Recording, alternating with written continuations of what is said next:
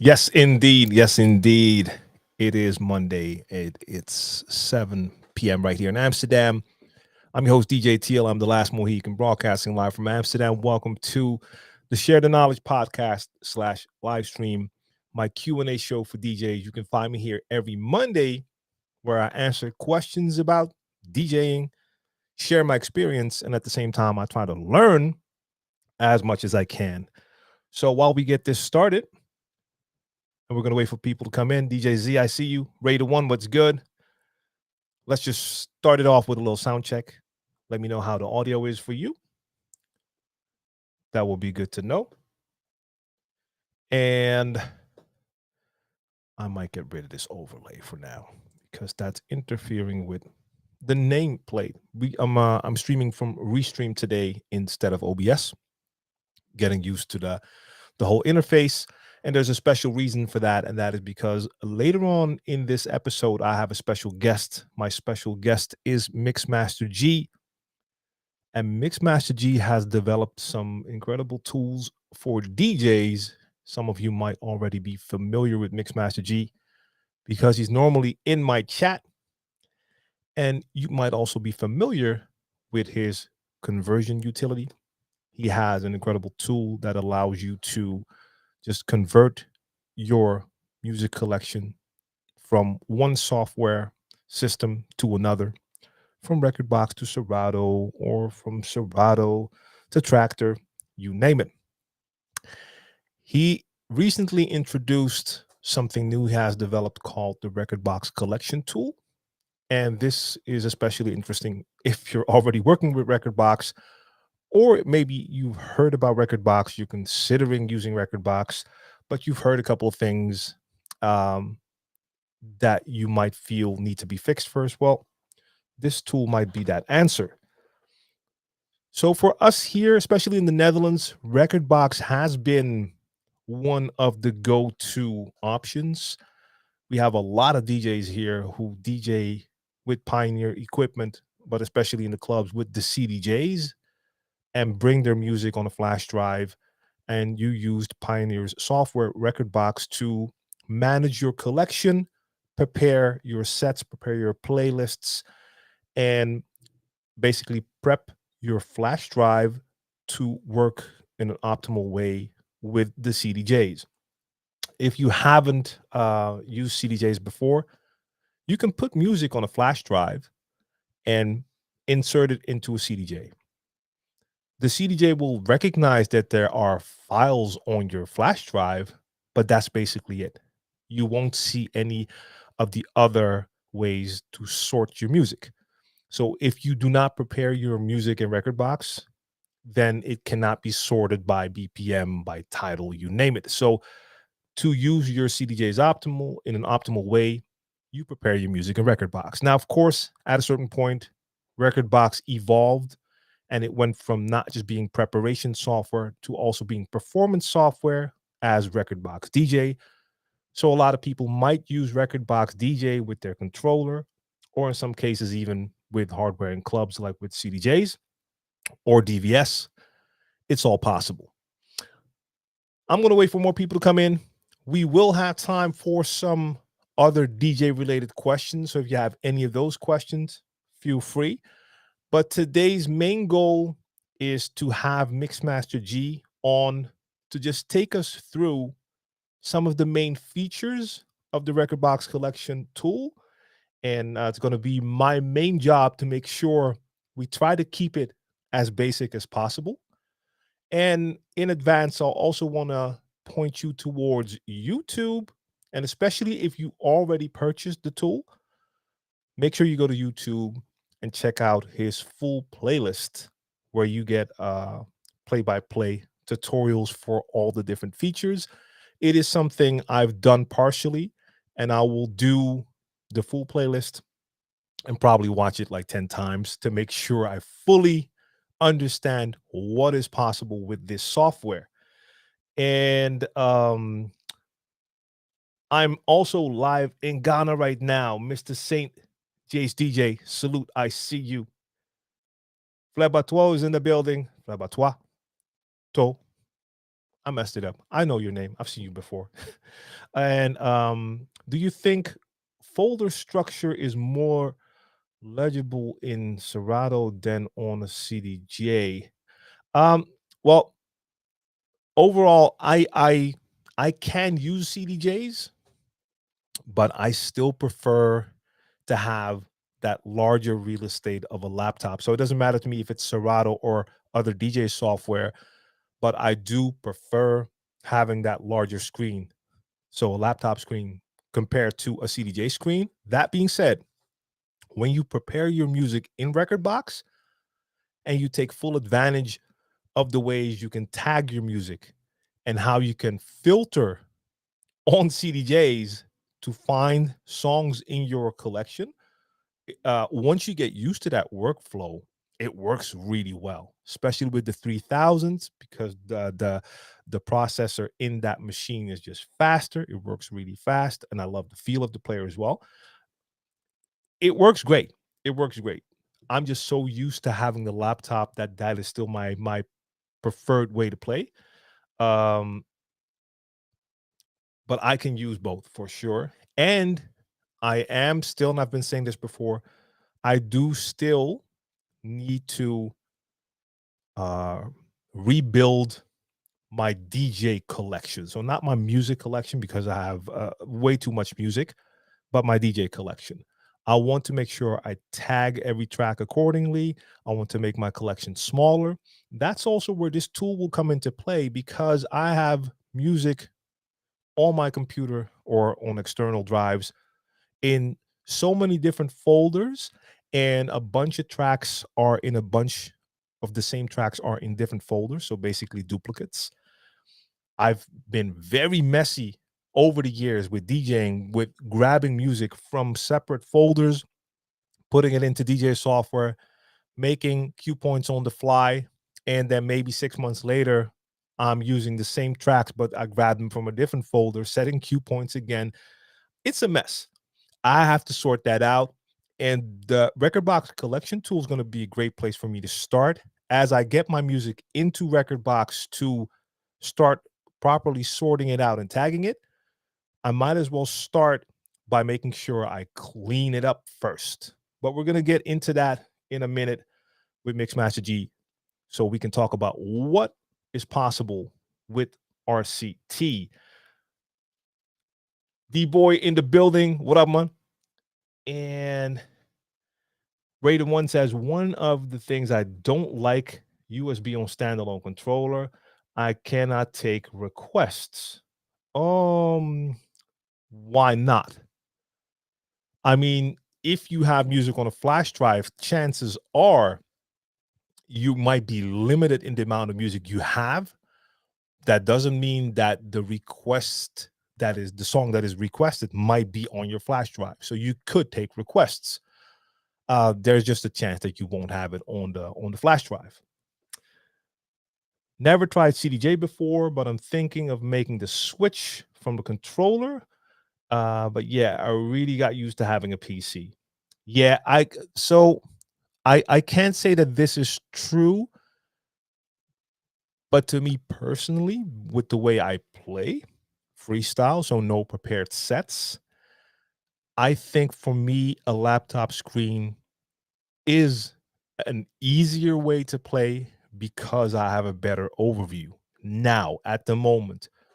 Once I get to that point that my collection is properly sorted, properly tagged, it won't be as much of an issue, especially if I know in advance what type of gig I'm playing. Just like in Serato, where you can make your smart crates, in Rekordbox, you can have your intelligent playlists, which are basically the same. But if your tracks are properly tagged with a lot of different tags in there, uh, and you make an intelligent playlist or maybe a couple that go through all of the music that you have, but you make sure you make smart crates, intelligent playlists for that specific event. Even if I'm playing freestyle, I can already know in advance that most of the stuff in those intelligent playlists will fit the party. And that will enhance my workflow, even though I don't have the big laptop screen. But yes, it will takes some getting used to coming from one way of playing. I mean, it's the same way if you come from vinyl. You've only used vinyl and now you're getting into the digital realm. Even though now you have this large laptop screen, that's not what you're used to. I remember at first I was used to going through my crates, my physical crates, lifting sleeves, recognizing a lot of my songs by the record sleeves. So the first time you're looking at a computer screen and you have folders with just track lists like titles and artists, that took some getting used to because I did not have all the artwork in there. But at the end of the day, if you use a certain system for a while, you will definitely get used to it. Let's see. Mr. Saint says, I think CDJs are good in the club or party. If there's not, if requests are not all that much. So again, it all depends. I mean, you can, if you're playing at a party and you have music that is appropriate for that venue or that theme, some requests are always going to be out of the box, so you might not have those, but a lot of the requests will probably fit within the genres that you're playing. So you might actually have those songs on your flash drive. And on CDJs, especially the 3000s, searching for a song is easy. Like I said, the newer processor works a lot faster than on the 2000 Nexus 2. When you start to type, after the first couple of letters, you already see the list of tracks that will fit that description. It's not that hard to find songs, but again, it also takes some knowledge of your actual collection to know your music, know what you have with you, what you have on you, etc. All right, so let me do a quick check. So YouTube is in here, Facebook is in here, LinkedIn is live, Twitch is live, so we're all good to go. So I'm gonna give Mixmaster G his first heads up that I'm bringing him in, but I already see that he's ready to go. So let's just go there and bring him in. Maybe you already mentioned it, but in your opinion, what is the advance of the Rekordbox Collection Tool instead of direct using a Rekordbox? So there are two different things. You will use the Rekordbox Collection Tool to basically, I don't want to say improve Rekordbox, but fix certain things like finding duplicate tracks. And Rekordbox can do this, but RCT is way more advanced and can do a lot more. It can also help you to relocate tracks, and it can help you to fix stuff in Rekordbox by removing duplicates without destroying the playlists that you already have. So that is one great thing. Just an example. Just imagine you have different playlists and you have duplicate tracks, and one of the playlists has this track, the other playlist has the same track, but it's a duplicate. If the duplicate is removed, the version that remains will now be in both of those playlists. So it's not as if one of your playlists is now missing a song. So it will keep your Rekordbox intact. So 9iron is joining us as well. Welcome. And let me waste no more time and bring in the man of the hour, Mixmaster G. I didn't expect a DJ drop there to be DJ Chiller. Now I must rip it from YouTube. Thank you very much for having me, my friend. Very nice that that you do this for us, and great to be in your channel live for once. Yes, we are going to talk, of course, Rekordbox Collection Tool, but not only talking shop. If there are things that you and I, or you in particular, can answer, then yeah, take the stage and answer the question, because the reason why you invited me here over is that we share the same common goal, share the knowledge about DJing. And in your case, it's a lot of performance knowledge that you have and urban knowledge that you have. And in my case, it's a lot of geek technology knowledge. So if you merge that together, you got a pretty good team to gain some knowledge for free. Most definitely. And before we get into the Rekordbox Collection Tool, I already quickly mentioned, of course, that you have your conversion utility. That is the different tool. I already see a question here. Can it import from Virtual DJ? We're going to get into that as well. Mixmaster G, you have your own Q&A. You call it your AMA, and that is every Tuesday, so tomorrow. So for anyone listening, watching, if there's anything that's not clear by the end of the stream, or maybe the stream just ended and you're like, crap, I should have asked that, you can hop on tomorrow on Mixmaster G stream and just bombard him with more questions. Sure. Fair warning. My stream can get real deep shit technology. So I don't blame anybody if they lose track. I asked TLM if he would be so kind to restrain me a little bit if I go off the rails in this particular. But if I do my own AMA, there is nobody to restrain me. So we can deep dive into database level shit, stuff that you don't need to know, but which can be very convenient to know. I saw a question about, does it import from Virtual DJ? The DJ conversion utility, which is the tool that I'm most famous for, can convert from Virtual DJ to Rekordbox, Serato, Tractor, whatever you want. The Rekordbox Collection Tool, and that is the reason why TLM invited me over, is essentially a tool for Rekordbox only. And let me give you a little quick background about what and how it came to fruition. I have a lot of DJs contacting me with problems with Rekordbox. Each DJ software has its particular problems, but especially with the introduction of the cloud, the problems within Rekordbox stacked up, and there are reasons for that. I will not go into that, but I find myself on average 6 to 9 times a week with DJs on TeamViewer fixing stuff. And I thought, why not make some tools that will fix the most common issues that those DJs are facing, so they don't need me, they can fix it themselves. That is one side of the Rekordbox Collection Tool, and that is actually the reason why I started developing it, just to make tools. Think about it as a Norton utility for DJs.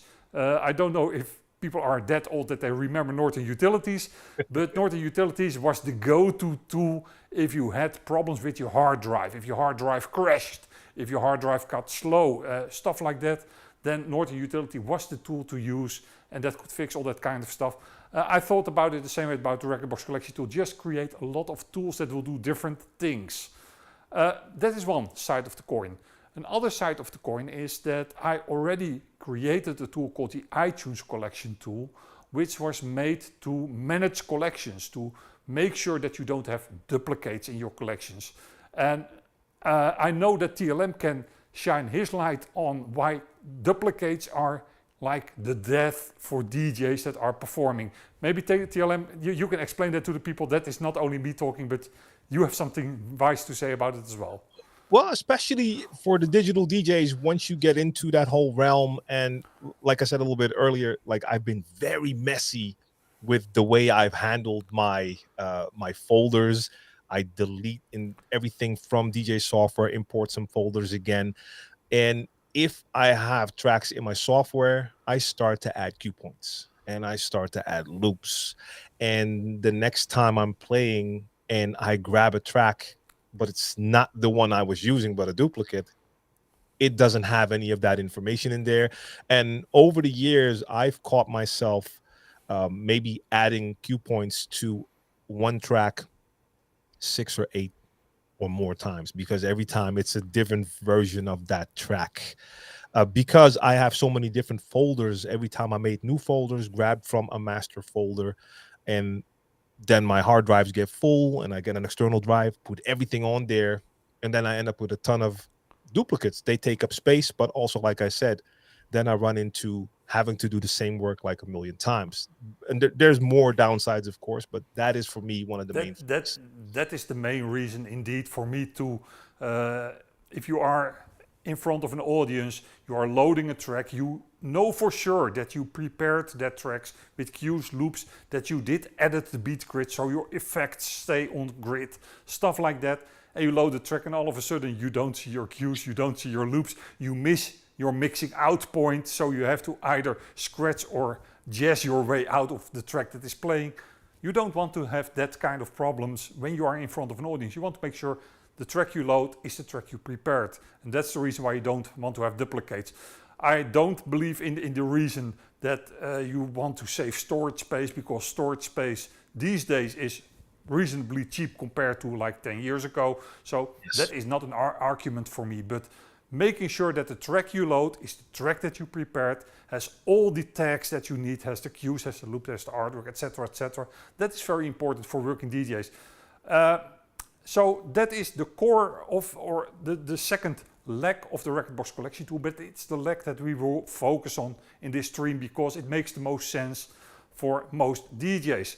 And the problem with duplicates is that, like with everything else, you have to define what is a duplicate, because everybody is talking about duplicate tracks, but everybody means something else with a duplicate track. Right. Hold that thought for 1 second before you explain Sure. what the duplicate is. DJ Tough Real and maybe some others. I hear or see two people talking about problems with the stream, with the connection. Please try to refresh, as I see some people do. I'm looking at YouTube and I'm looking at Twitch right here, and they are performing seamlessly here. I've seen one person already refresh and it's good now. So Tough Real and anyone else, try to refresh. If it's not working on that platform, maybe switch to another, but it should all be working fine. So I apologize for that interruption. No problem, no Just problem. want to make sure it's your stream. Yeah, and I just want to make sure that we're not trying to share knowledge, but people can't hear or see us that well. So let's get back into it. Explain to us what exactly is a duplicate. In my book, a duplicate is simply a track that holds the same audio information and has the same length. That last part is very important. TLM is like me from the generation of vinyl. In the vinyl days you had the 7-inch 45s and you had the extended version. Both versions were the same in the beginning, and then the extended version had something extra beyond the 45, hence extended version. If you don't compare the track length, then those versions might be seen the same track. Reason for that is the Rekordbox Collection Tool uses a technology that is called audio fingerprinting. And audio fingerprinting is, think about it like taking a fingerprint from a person. Each person has a unique fingerprint. Audio fingerprinting, the tool looks at the actual audio data, so it doesn't look at metadata, at text and stuff. It looks at the audio data, and then it compares the audio data by taking a fingerprint from that audio data. You cannot take a fingerprint from a track that is 12 minutes. That is ridiculous. So the limit of audio data that is used by the Rekordbox Collection Tool is 2 minutes. The first 2 minutes of the track, or shorter or longer. So if that track is longer, for instance, if you compare a 45 and an extended version, the audio fingerprint might be the same, but the track length will be entirely different, so it will not be a duplicate. The benefit of using audio data is that audio fingerprint is that you use the audio data. So it is no longer important what audio format that track is in. It can be a WAV, it can be an AFF, it can be an MP3, it can be a lesser quality MP3. As long as the audio information, the audio data is the same across all those audio formats, it will find the duplicate. So it is something entirely different from scanning for the same artist and same title. You can enable that if you want to, but it is not something I would recommend because the risk that you have a hit on that is very low. However, audio fingerprinting will give you hits all the time. The second problem, and that is a typical Rekordbox problem, it's less of a Serato problem, but it's a typical Rekordbox problem.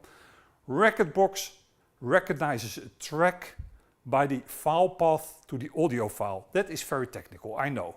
The file path to an audio file is that thing with slashes in it and a long thing, but that is the way that Rekordbox recognizes the track. If for some reason you, for instance, renamed the audio file, then you change the audio file path and Rekordbox can no longer find the track.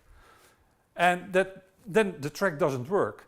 So if you scan for duplicates and you say, all right, that's a duplicate, I want to get rid of it, that's a duplicate, I want to get rid of it, you throw them away, Rekordbox can no longer find them, and the playlists those tracks were in are broken because it cannot no longer load those particular tracks.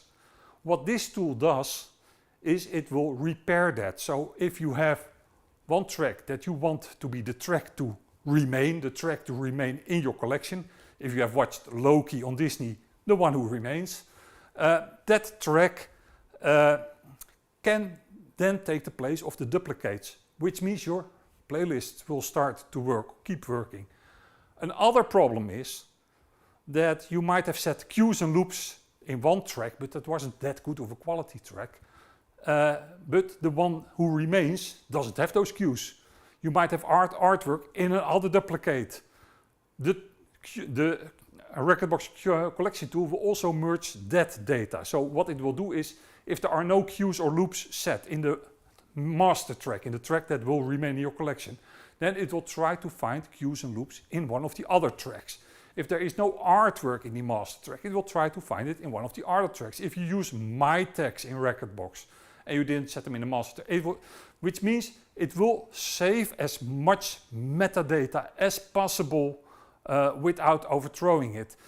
Maybe it's a good idea to just let you show you how this works, this whole audio fingerprinting mumbo jumbo stuff, because you can get lost very easily in this.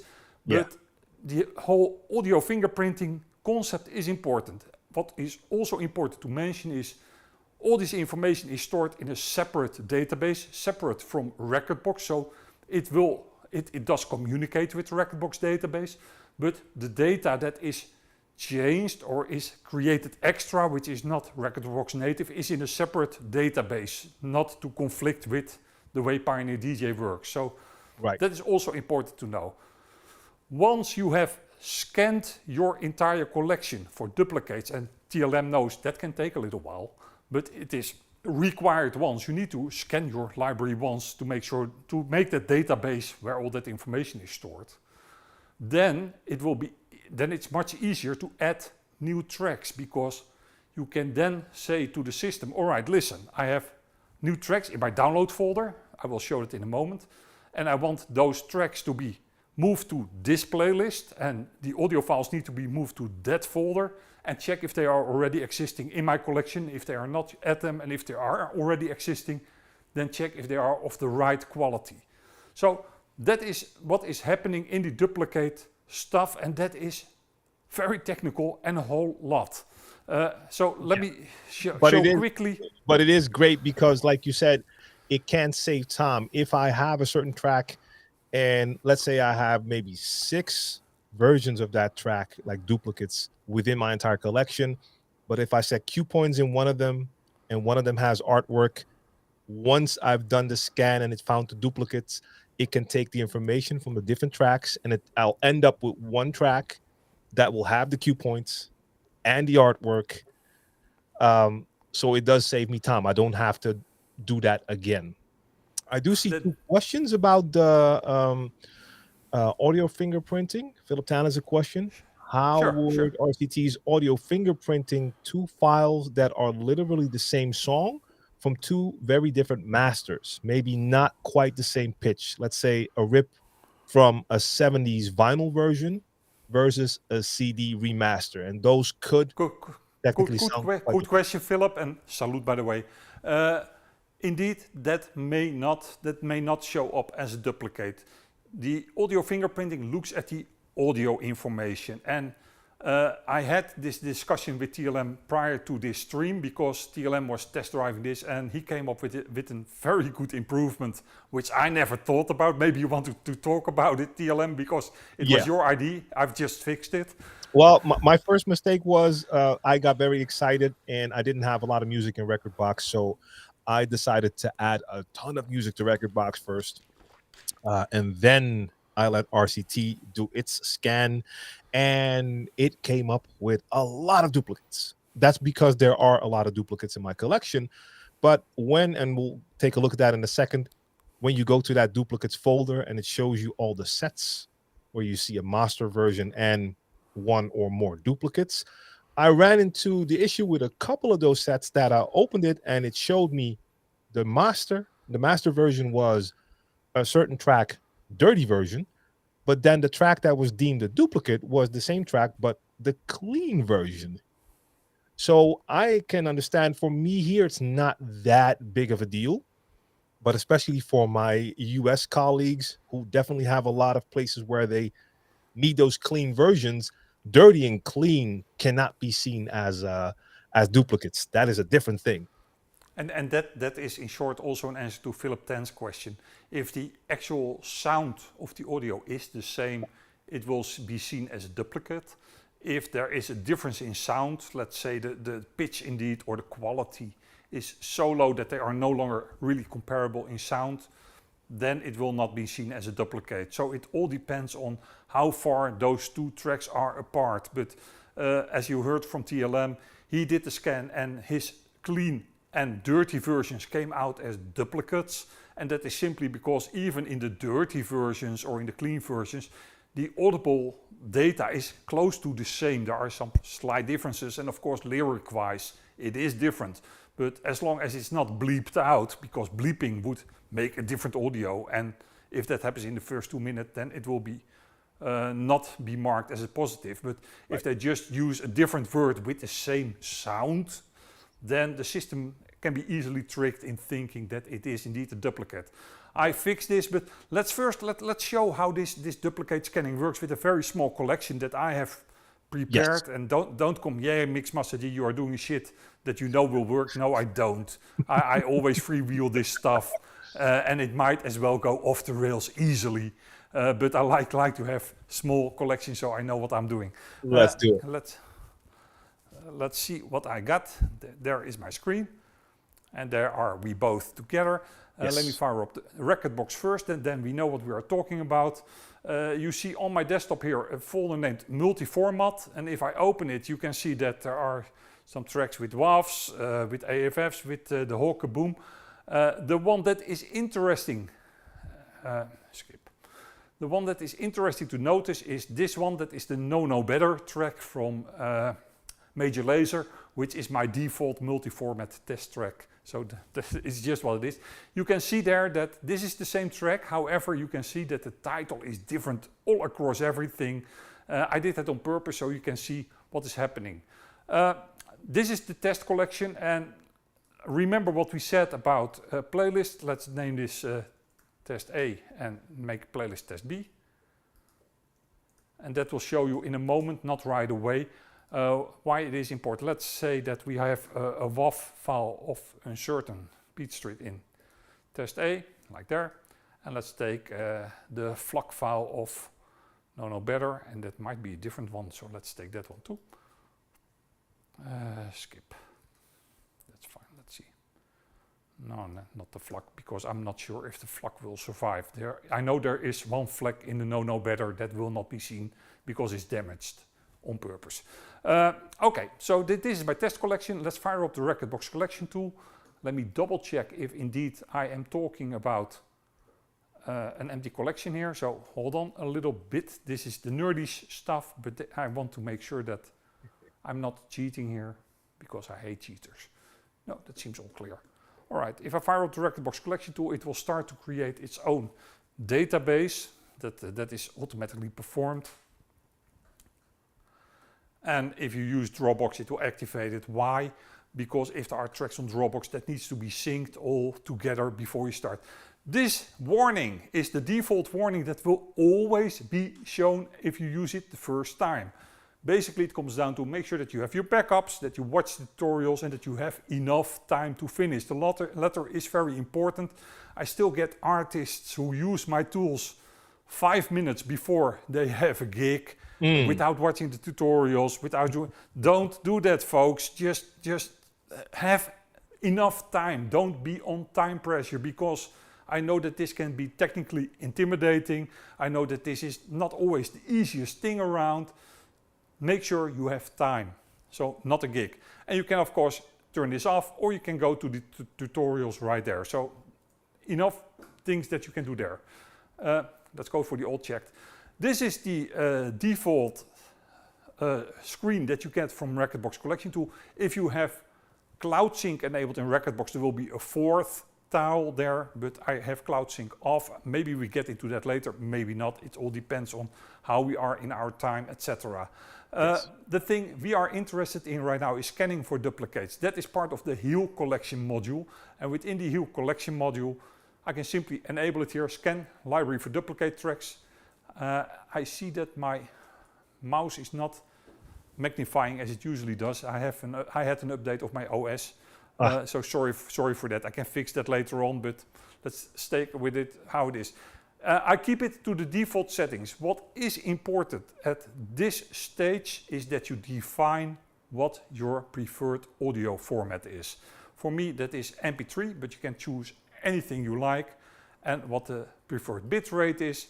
And I like to avoid WAVs as a designated master. Reason for that is WAVs can still officially not hold any metadata. Yes, there are tricks around that, but those are tricks and those can conflict. I can fill an entire Ask Me Anything about WAVs and all the problems you can encounter with it. Not going to do that here. I like to avoid them like the plague and just stick to MP3 high quality wherever possible as my performance audio format. Performance audio format is something else as, for instance, the audio that I use when I make remixes, because then you want to have the highest quality because I'm going to put filters and stuff on it. But if you are on CDJs, MP3s are fine. And I still have to find the first audio file who can Pepsi-proof tell me the difference between my WAV files and my MP3 files that I created from those WAV files. Nobody ever did, no matter what audio system they were on, even on the highest high-end, not club gear, but high-end, no way that they could tell blindly. Right. Okay, that's enough. Let's start the healing. That is just putting it to work. By the way, TLM, another thing about that dirty versus clean thing, you see at the top of it, the fingerprint match. It's always by default set to loose, which means that it allows a little bit of wiggle room to find identical tracks. If I set it to strict, it must be a strict audio equal.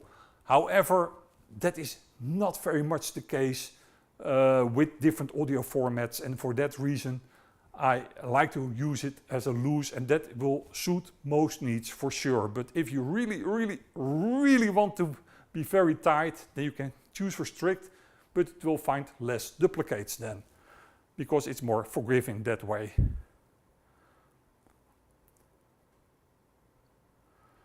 And this, by the way, is the scanning that needs to be done once. You can interrupt it by clicking that interrupt button right here, and it will pick up where it left off, because this can take hours and hours. Right, and it's necessary because you cannot open Rekordbox while RCT is doing that scan. So if you need to access Rekordbox, you have to hit interrupt. Then you can do stuff in Rekordbox. Then you can back to RCT, and then you can continue with the scan. Right. It's even worse.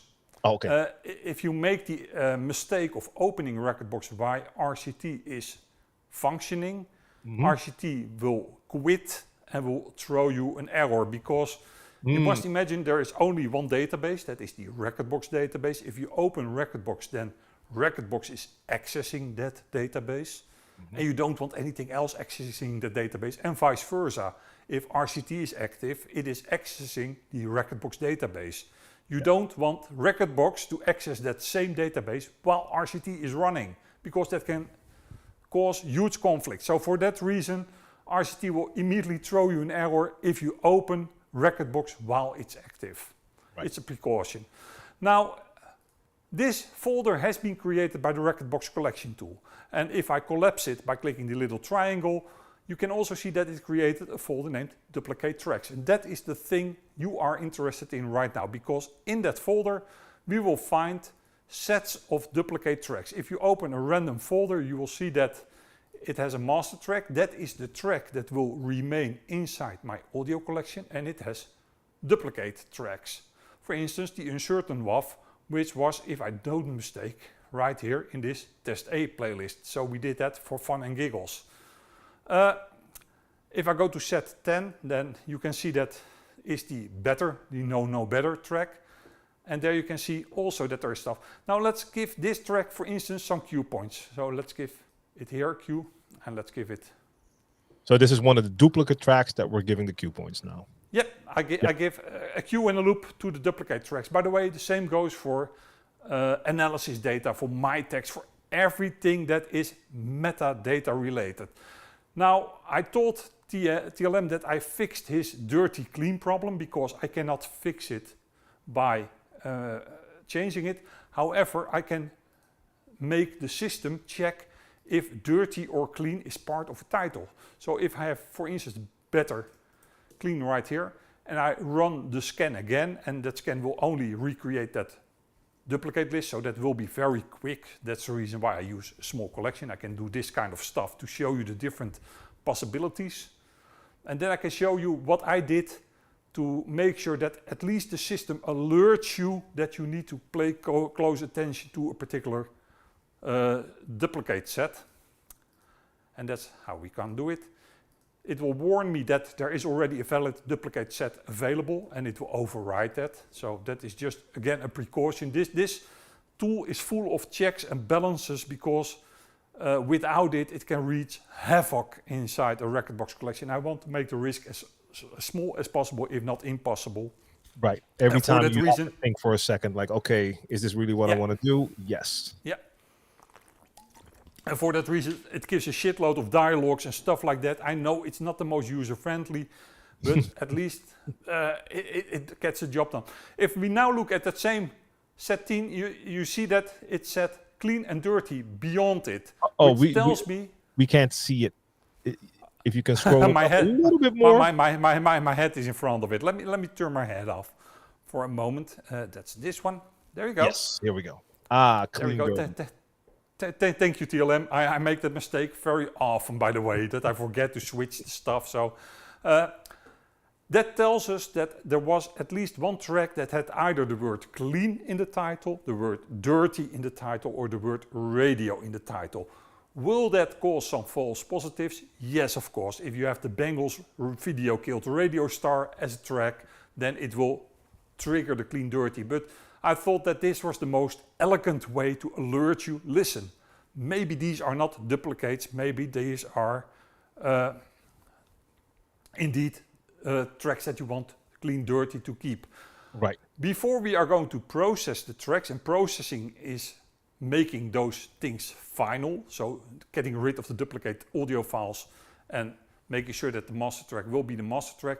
There is one more thing that is important to realize, and that is that this dictates what will happen. This list will dictate what will happen. If there is, for instance, a track that I don't want to be processed, I don't want the color of house to be processed, I can simply say, all right, delete that folder, and it will just remain the way it is in the file. If, for instance, we want right here, instead of an MP3, we want to have the M4A as a master track, I can say, all right, I want the master track and M4A, and I want to take that one out. There needs to be only one master track as well. There can only be one master track, so I have to remove it. If I don't remove it, then it will throw me an error. But for the No Better track, it will keep the M4A as a master track in this particular instance, because processing will follow what you did under the duplicate track main folder. This is important because if you find, like TLM did, dirty and clean versions that you want to remain in your collection, then you can simply say, all right, I look for the clean and dirty thing. I want to remain that. Then you can simply say remove from the delete folder, and it will not be processed. Those tracks will remain. Again, it's a safeguard, and I urge everybody to go over those duplicate tracks before they process, because there is no going back. So once you do that, it will mess up so much stuff in your system that the only thing you can do is restore a backup, because it will move audio files around, it will change Rekordbox databases. So it's not something that you can easily undo. So that's why it's so important to go over those duplicate tracks, even if it's tedious, boring work, but that is your only safeguard. Another thing that is important to mention, I had artists who had like 24,000 duplicate tracks, so they had 24,000 folders under the duplicate tracks folder. Yes, talk to me about it. I don't have 24,000, but I have a lot already. That, if it's going to extreme, will slow your computer down to a crawl. It is what it is. Rekordbox doesn't like a gazillion playlists and folders. The moment they have been processed, it will be back to normal speed, but it can get very slow if you've got a gazillion duplicate tracks there. There's nothing I can do about it. I still think that this is the most elegant way to have it work, because nobody is going to read log files and nobody, you want to see it in your Rekordbox collection, what are my duplicates and what are not, and this is the easiest way to do. But if somebody has a better idea, I'm always open to suggestions. All right, let's start up my Rekordbox Collection Tool and let's process those duplicate files.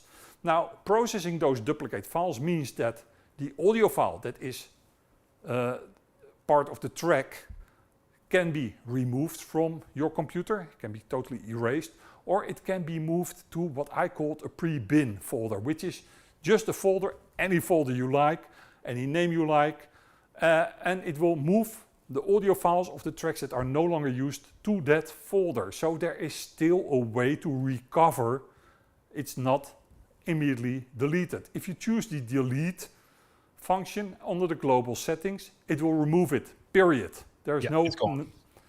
It's gone, it's gone. It's not in the bin, it is not in the trash, it is gone. So let's do it like this. Remember that wherever you want to have that pre-bin folder, you must have enough space, because that is important. And then we can simply say process the audio files of duplicate sets set as global. Now global we set right here, so we want to move them to the TLM pre-bin folder. Let me open that so you see in a moment what will happen there. And then you can supplement the master metadata with duplicates metadata. That is what we spoke about, cues, loops, etc. Artwork, my text, all that kind of stuff from one of the duplicates to the master track if it's missing at the master track. One important thing that gives a lot of confusion: if the master has one cue or it has one loop, then it will never take any other cues from duplicate tracks. It's not like it's taking all the cues and loops in. Reason for that is simple. Cues and loops have a position. Let's say you have a loop at the third, at the C position in the hot cue bank. Then that C position in the hot cue bank cannot take any more hot cues, or we should get very complicated. And I thought that is not what people want. They either have set all the cues or they didn't set any cues at all. So let's do it either. If it has cues, then just one cue. It will not get any other cues and loops. If there is no cue and loop data, it will take cue and loop data from the first one it encounters. Okay, that's let's perfect. start. I wanted to ask that because I might have cue points in one of my versions, but for instance, if it also sees beat source versions and some of those have cue points in there, I would not want those cue points to all of a sudden be added to the cue points I already made, because a lot of times my cue points are different than the pre-cue points you can find, not just from beat source, also some of the record pools. You don't have the problem in Rekordbox, but you might have it in a moment later on. All right, first of all, you see that the TLM pre-bin has been filled up with 15 tracks. Those were duplicates that were found, and those were weeded out of the system. Most are WAVs and some of the no better tracks. If you go again in duplicate tracks, you see that it's entirely empty, and it created yet another folder named processed with the date of today. And if you dive deeper into it, it will tell you that there were tracks that received metadata and with the date of today or the time of now, which means that if I run it again, there will be another time playlist there. Those are just feedback playlists, things that tell you what went wrong. For instance, if you had a set where you did remove the master track, so you didn't have a master track, that will show up here. If there are two master tracks, that will show up here and will not be processed. So that is the place where RCT talks back to you. What everybody is more interested in is, hey, what happened here? First of all, you see right here, this used to be the WAV file. It now is the MP3 file. And then if we go right here, here we have the no better track, which didn't have any cues and loops. And lo and behold, it now has the cue and the loop from the AFF file. And if those had names and if they had colors and all that stuff is all maintained. Now, underwater, what has happened is that audio fingerprinting database has been developed, has been established right now. So RCT knows exactly what is inside my current Rekordbox database. And that can be used if we want to add new tracks. Do you want to dive into that, TLM? Because this is the fun part. This was the boring part. The fun part is now about to start. I have one question before we get into that. And I asked this... Sure. Do you want to go back to normal screen for a moment? There we go. There you are. So one thing we talked about for a sec over the weekend was I explained to you, like, hey, look, I just added a ton of tracks to Rekordbox, and Rekordbox is going to take its sweet time to analyze all of them. So not all of the songs have been analyzed by Rekordbox when I ran RCT to do a scan. Is it better to let Rekordbox first do its full analysis? Does that have any influence on RCT's scan? The thing is that if Rekordbox runs its analysis, first of all, people are still confused about analysis. So let's take that a step back. And why is analysis mandatory? Remember those nice little graphical representations we get on our screen, where you have an overview, there you can see the whole track, and where you have a detailed view. That data needs to be created. That is why analysis is mandatory in every DJI system. Every DJI software needs to create that preview, needs to create that graphical interpretation of the audio data. On top of that, you can use that DJI analysis for audio gains. You can use it to create a grid, the BPM grid if you like. You can use it to detect the key. Those things are on most DJI software arbitrary or supplemental. You don't need to do that. You can do that. What Rekordbox will do if you run an analysis, and it doesn't matter if that is with everything enabled or with just one thing enabled. Let me show that very quickly, because that is always a thing of confusion for a lot of people. If we take this track, for instance, and if I say, no, I don't want that, analyze the track, you can switch this off, but there needs to be something enabled always. What I usually have enabled is phrase, because that is the less interfering one. But if, for instance, you are converting from other DJI software and the grid and the key are converted from the other DJI software by, for instance, the DJI conversion utility, then you don't want the analysis to override the converted grid, because you want to maintain that converted grid. And for that reason, I always say in the analysis setting, disable BPM grid, disable key, and enable phrase or vocal, because those are Rekordbox only things. Right. You can, in the preferences under analysis, tell it that you don't want this to be enabled, so you can disable that in the analysis in Rekordbox already. And that causes the problem that the moment you say analyze track, that is new in 677, I can analyze it now. That's funny, because no, I'm not sure if it's analyzing. No, it's not. You need to enable at least one thing, and then you can see at the left lower corner where my head, under my head, you can see that it's now analyzing. So you still need to enable one thing or it won't do a thing. But keep in mind that analysis is much more and much more important than just making the BPM, grid and key analysis. It does a lot more, and that's why it's mandatory. If you use analysis in Rekordbox, then Rekordbox Underwater will also check the tags of the audio file. And that can be sometimes very interesting because you want, for instance, to have the bit rate correct. You want to have the sample frequencies correct. I know it's technical, but that is the reason why I always say it's preferred to have analysis run, but it's not strictly required. I know for certain audio file types, that's a bug in Rekordbox, that Rekordbox will not take the bitrate in at all until the track is analyzed. So yes, analysis, I recommend to do that first before you run RCT, but it's not a strict requirement. It will still work, but results may vary. All right. Thank you. And the Duke, I appreciate that sub. I see you. All right. All right. The fun Then, parts. always fun talks. Let's go back to adding new tracks, because then the real fun begins. So I have test A, test B, and test 1 as a playlist. And I happen to have, let's create a TLM playlist. Why not? Then you can see easily why this is so important. Like I said, this is always jazzing for me, because I hate to work by a script.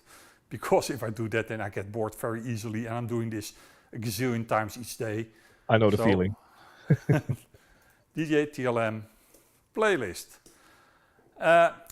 So I did download some new dope shit. Let's see if I have some dope shit in my collection. Nothing that can be used, so let's empty that one out and let's put some test tracks in it. Like this. That's a lot. That's a lot. Not that much.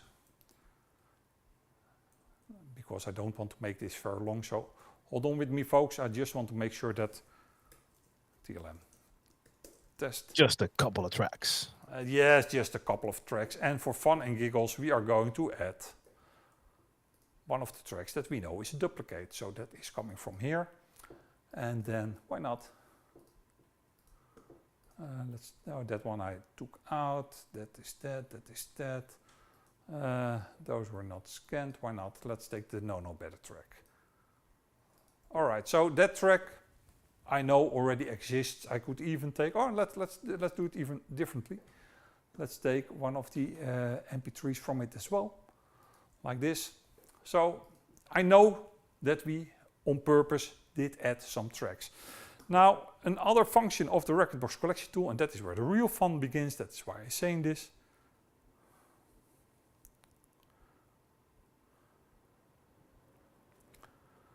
I have to wait a moment for everything to start up. No worries. In the meantime, I'm answering something in the chat. And for the people, let me just answer it on air as well. The replay will be available on YouTube on DJ TLM TV. We have some people who came in a little bit late. They're like, hey, this is interesting, but I want to make sure I watch the whole thing. So yes, right after this live stream is over, the replay is right here on YouTube, so you can always check that. And after that, make sure you check Mixmaster G's YouTube channel for that whole tutorial series, which will show you everything you need to know. All right. Okay. Then here we go. So we downloaded some new tracks. They are in the downloads folder in DJ TLM test. And you see this little thing, read Serato cues and loops. And that is correct, folks. If your record pool supplies cues and loops in Serato format inside the audio files, you can convert them to Rekordbox. Let me switch it on, because I'm not sure. Like I said, it's always a surprise to me what might be there, but it wouldn't surprise me if there are some mixed in key cues there. So that's the reason why I switched it on. Then we want to add those tracks to an existing playlist, namely the DJ TLM playlist that I just created.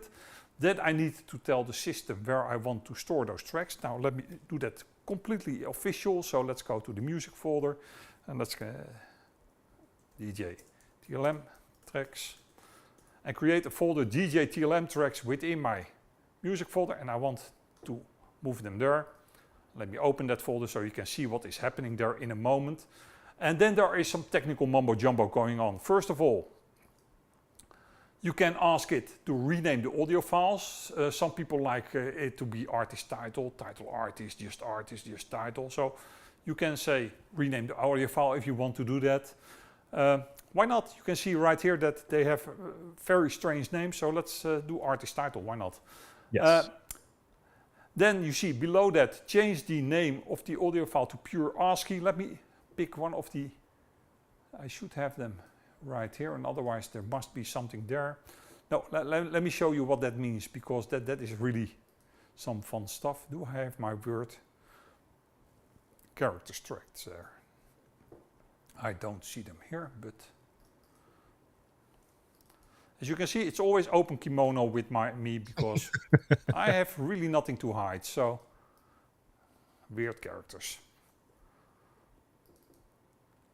And there you can see why they are called weird characters, because you cannot make head or toes from there.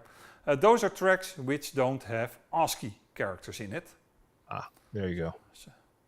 And you will see in a moment what will happen to those tracks if they are added to the system. Why is that important? For instance, engine DJ stuff doesn't like non-ASCII characters. It can cause all kind of confusing and problems within Rekordbox, Serato, etc. So that's why I like to clean that out. Then you can say what to do with the duplicates. If there is a duplicate found, what are we going to do with it? Do you want to remove it straight away? No, you don't. And it remembers that before here we used the TLM pre-bin as the designated pre-bin folder, as the folder to move duplicate audio files to, and it will keep that. Same with the preferred audio format, it will keep that too. So if I say start adding, then it simply will start adding. And remember that this will also check for duplicates. It will check if the track already exists in the collection and then add it, or just make sure that that track is added, or the master track is added instead of the duplicate track. And there you can see what happened to all the track names. They were all changed. You can see that the TLM test is entirely empty. And if we go to the DJ TLM test playlist, there you can see that the tracks are happened. Now you think, hey Mixmaster G, why is that track already analyzed? Simple, because that already existed inside the collection. And it did have a queue there. Now if I load this one up, and that needs to be analyzed still, and does it have hot queues or something? No, it didn't have any queues as far as I can see. So there you go. So those tracks need to be analyzed, but those were added to the collection. You can also say, if we go to the processed today folder, audio files added, and there you can say those tracks were added to the collection, and there you can simply just take them all and analyze them, and they will be analyzed. Oh, it took the better track. I see what's happening, by the way. It replaced the M4A. Trees needs to be done. And there is also. Got it. And those were Serato queues. Those were originally Serato queues converted to, or I think even tractor queues converted to Serato and then converted to Rekordbox. So if your record pool provides tracks with queues and loops set as a Serato queue, this tool can also use that data. It's not a replacement for the DJ conversion utility. It's just a little extra because, hey, I had the code anyway, so why not use it for that reason? Perfect. Any questions, TLM? No, not on my end right now. This and this any questions maybe from the people watching? Because the only question I see now is, would you recommend switching from virtual DJ Windows to Rekordbox Apple for the Flex 10? Absolutely, absolutely. With a Flex 10. Yes, the reason for that is simple. So. Flex 10 is built for Rekordbox. Yeah.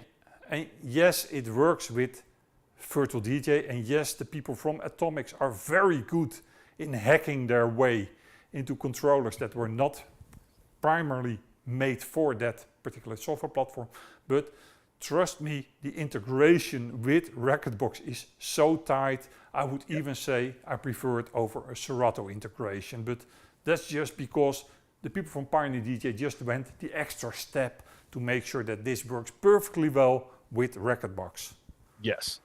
That's it as far as the questions concerns. I think a lot of people are just tuned in and taking all of this in right now. Okay, then we can go, if you like, to some of the more nerdy stuff that is still kind of also intertwined with what TLM is doing. For instance, if you change your audio format and you want to maintain all the data. For instance, you have a BeatSource subscription. You get your tracks from BeatSource. You set loops and cues in BeatSource.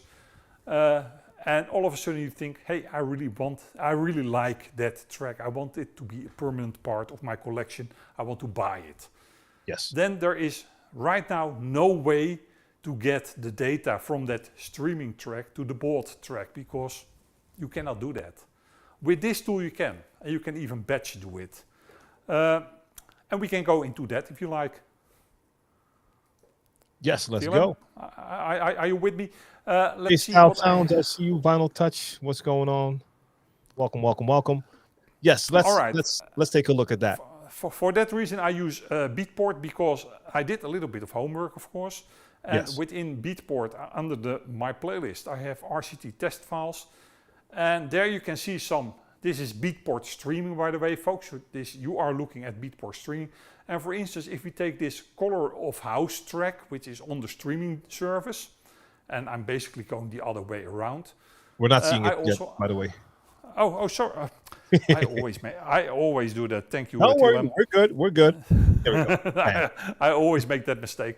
And let me get my head out of the way before it gets in the way. There we are. All right. So this Color of House track, for instance, if I load it up, then you will see it's there. However, that is also a part of. Why can I not enable? I don't want to do this. I want to disable BPM grid, but you see it doesn't allow me to, which is a little bit of a bummer, but hey. Okay.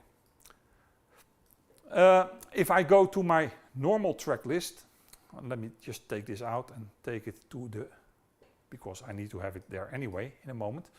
So this is on Beatport streaming. If I go to my normal collection, I have that same track here as either a WAV or an MP3. Let's stick with the MP3, why not? Let's put it in there too. And let's take the Beatport track, and because it's already loaded, and give it a cue. And give it a loop.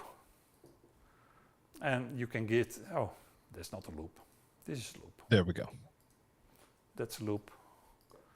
And you can give it a color, and you can give this one a color. You get the ID, and you can do the same with the memory cue. So I can put the memory cue right here and add it up. Mem cue. So I gave that Beatport track some data. And I want to have that same data on my MP3 because I don't want to overdo that again. What this playlist does, merge metadata of same tracks in this playlist, is exactly what it tells you to do, and you can batch to it. The only important thing is that the track title needs to be identical, the artist needs to be identical, and the length needs to be identical. So let's go over that. You can see right now that the title is not identical, so I just copy the title from here and I paste it over here. So that's identical, and the artist should be identical, but I don't have art. There we are, artist is identical indeed. So that's there, and the track length should be identical. And I can add another one if I like to, if I want to. So for instance, like I said, I did prepare that a little bit. So Beats on the Rocks, why not? And let's put that one in as well. And then I need to find the Beats on the Rocks. So basically just a quick question, or just to clarify. Yes, sure. The couple of folders that we see there, merge, metadata, repair, WAV, reset, all of those are basically like command folders. You can put stuff in there, and that will happen. You got that right. Those are part of the Rekordbox Collection Tool. You see, they are under the Rekordbox Collection Tool main folder. Those are, by the way, playlists, not folders. And those playlists are indeed control folders. And if you put tracks in one of those folders, or in one of these playlists, sorry, you will enable certain functions. You will see what that means in a moment. Let me double check this. Let's do this the other way around. So let's take the MP3 for this one and give that a cue there, and let's give it a loop. Like there. And please notice that on Beatport this track is not analyzed. Very important, because TLM knows how long analysis can take. So for that reason, I did not analyze it on purpose. If you don't want to get confused, a little tip is to move the processed folder and just delete that folder. You can safely delete and move all the playlists around in the Rekordbox Collection Tool. It will recreate them if needed. You can even delete that entire thing, but that will keep things manageable and the overview easier. Of course, we are now doing this all together very quickly, but that will make more sense in a moment. So there's my ugly hat, and let's quit the Rekordbox Collection and let's go to the Rekordbox Collection Tool.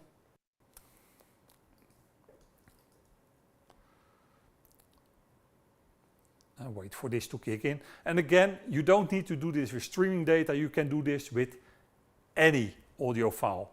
Important part is that the data in those audio files needs to be the same, and the artist, title and track length need to be the same. But you can use this to go from MP3 to FLAC, or from WAV to AFF, or it doesn't matter. As long as it's the same audio data, you can do it. If you go to the Heal collection, then you can see that process identical tracks in playlist merge metadata is now become available. Those others are not available because there are no tracks in those control playlists. But this one is available, so I can enable it and start the work. This will take very little time because this is basically metadata juggling that is going on. So basically you could hypothetically do multiple things at the same time. So I have a couple of tracks. I already do that. Yeah. There are two sets of two in it.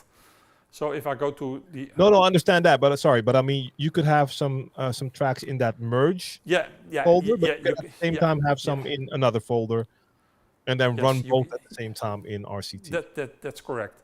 Nice. And there you got the results. There you have that. All of a sudden, this track has the cues and the loops as we set them, and this track also has the cues and loops as we set them on both. So you can copy the metadata, and the same, by the way, for playlists. If those tracks are in playlists, those playlists will now have duplicate tracks because it will be in both playlists, the original track and the other track. And that gives you the possibility, for instance, to just remove those tracks from a playlist or from the collection altogether, and you essentially went from one audio format into another. This can be important because I find artists that wanted to use FLAC all the time, but then had to spin on a CDJ 2000, which doesn't support FLAC. The Nexus does, and the Nexus 2 does. There you go. The 2000 don't. So they burned their hand one on FLAC, and that's the reason why they don't use FLAC anymore. That's a great answer, by the way, because someone asked that in the chat, and I forgot about it. Someone said, why not FLAC? Well, this could be a good reason, just in case. This is the main reason. If you want to be sure, MP3s will work on anything. They will load quick, they will give you the least problems, and if produced correctly, they will sound great. And this function will essentially make you not lose any metadata if you go around. So I hope this one is clear as well. Another one that is very interesting is the following one. The deep delete tracks in this playlist. If you remove a track from Rekordbox, from the collection, you don't remove its audio file. You just remove it from Rekordbox. Right. But often DJs want to remove the audio file as well to save up that little storage space, or just to make sure that their entire collection stays clean. Deep delete tracks in this playlist will do that for you. So you can fill that up with some tracks, and then that function becomes once again available within the Rekordbox Collection Tool, and once that is available, it will follow the global settings, which means it will either remove the audio file or it will move it to the designated pre-bin folder, so you still can salvage it if you made a mistake. And I really urge everybody, use that pre-bin folder. I wanted to say, I think that should be like the common way to do it. Just use pre-bin, just in case you're gonna make mistakes every once in a while. Add some tracks that shouldn't have been added, and you don't want to just totally delete them. Correct. Now, delete and process as global, and that is exactly what it does. So if you open the TLM pre-bin right now, you can see that there are 18 items in it. Let's start healing, and that should add up to the number of tracks that are being removed right now. I don't know if there were any. And you see 21. 3 tracks were added. So that is how that works. Another function, and that is, now we are going into geek territory, is the relocate audio files. And that is interesting. Because, like I said, audio files are recognized by their file path by Rekordbox. So if I rename this multi-format, which contains most of my audio files, into multi-format 1, and I go to Rekordbox,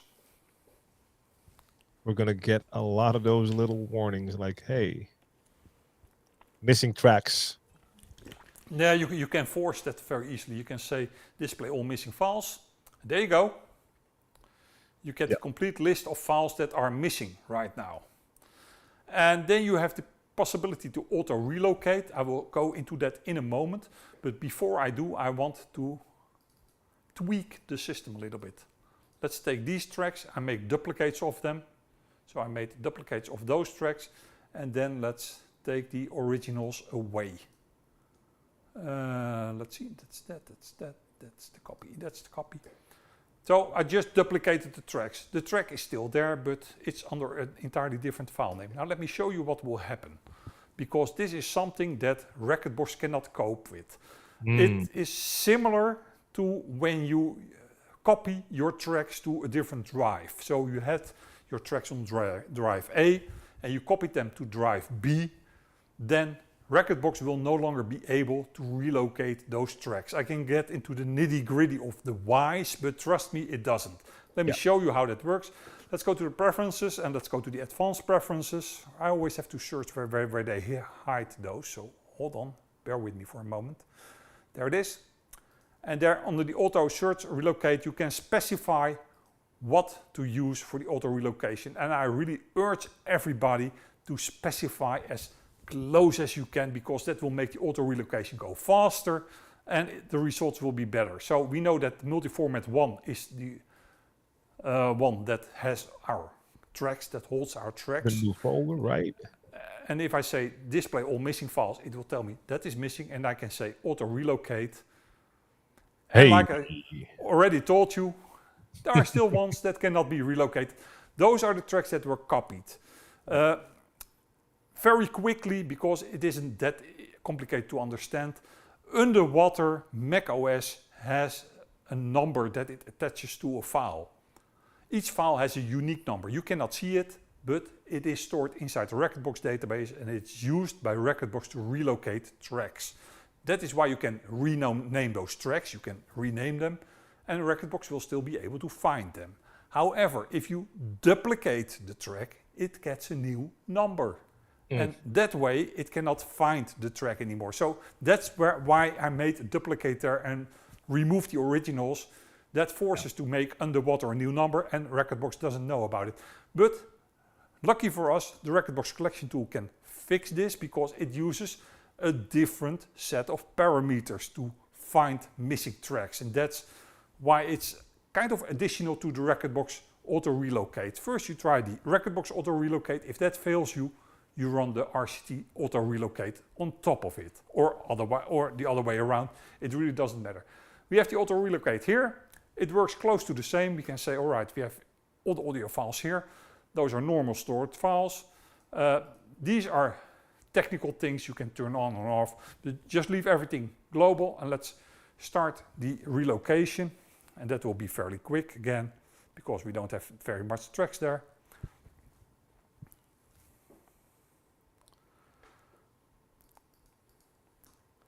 And this is what I mean with these are the tools that the Norton utility tools for Rekordbox, if you like. Right. that will give you features that are not possible otherwise, because now all files exist. Hey, there we go. Nothing is missing.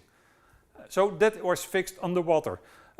Another thing, I'm not going into the set owner of these, because that is way too technical. So I'm not going to deep dive into that, but there are some things that are for instance, the reset location of these tracks is make relocatable.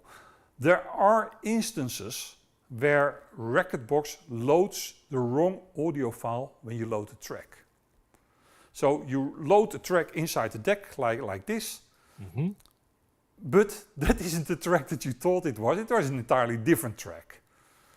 And there is no way to change it. I cannot change the audio file attached to the bad habits track. I cannot change it.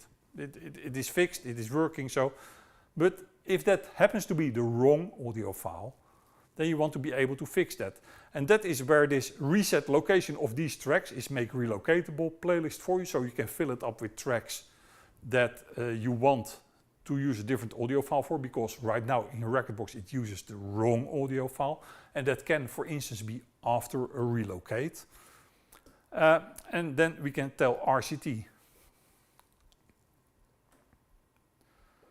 A lot with these tools is that people think, hey, why would I ever do this? Until the moment that you load the track and you have the wrong audio file. Then you know exactly why you want to do this. Yeah. But if you never encountered this, then it's boring as hell and doesn't make any sense. So let's process one track in the playlist reset location. It will give you a warning that those tracks will no longer work after processing, because that's the whole idea. That's the reason why you put them in there. You want them not to work because you want them to be locatable again.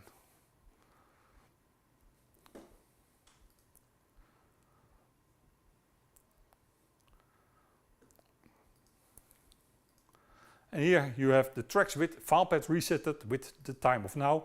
And if you look at the file path right here, they see on the location, file path is resetted by user.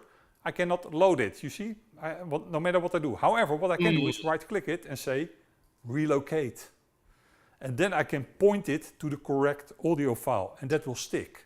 Okay. And that is the reason why this is such an important function for some DJs. Yeah. Other things that are possible is, for instance, and then we are getting into the nitty-gritties of WAV files. Some WAV files refuse to play on CDJs.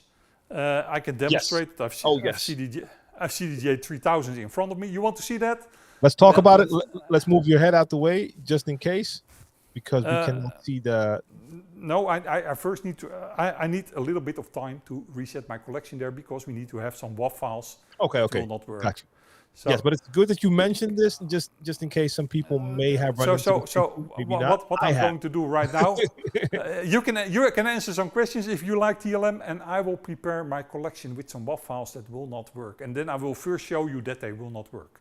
Yes, well, you can show us, and at that same time, when you show us, you can explain. I can just tell in the meantime, I've been in this position.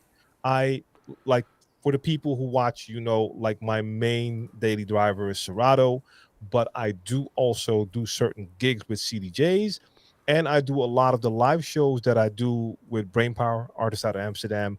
We have a lot of those shows where we do like a 20-30 minute show at an event. They have CDJs there, DJs playing on CDJs. For those gigs, I don't bring a Serato setup. I bring a flash drive.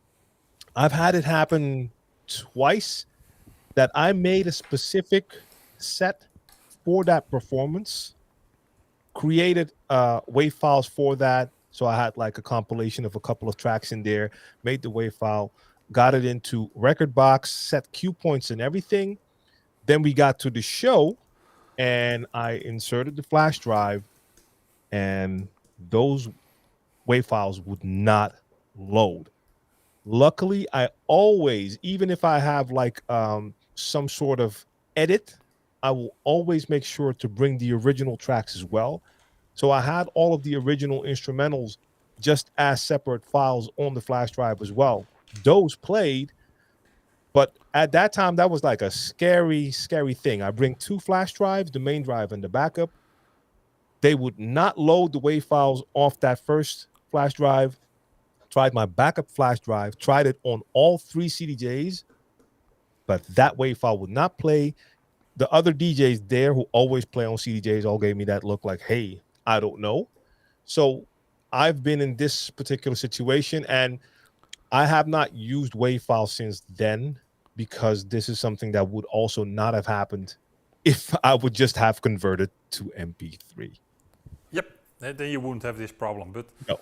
Hey, if you've never seen this, this is scary shit, folks. The problem here is that without a CDJ, there is no way of telling that this goes wrong.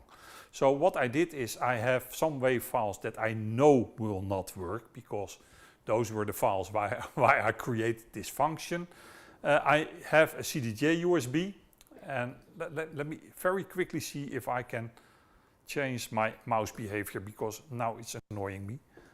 So let me very quickly see if I under accessibility and then zoom and then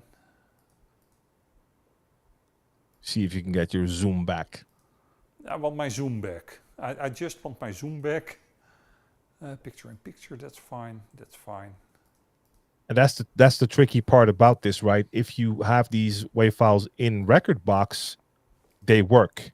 So you have no indication. I don't have my zoom back yet. So that's okay. But let me show you. So what it's under my head. Let me turn my head off. Delete head. Delete head. There's the head. All right. WAV that doesn't work. Now I can load them in Rekordbox and they will work. So hey, Mixmaster G, what do you mean they won't work? These are on a USB, and if I eject that USB, and if I switch my cams to there we CDJ go. 3000. Oh man, I love that. I hope that this comes out a little bit readable because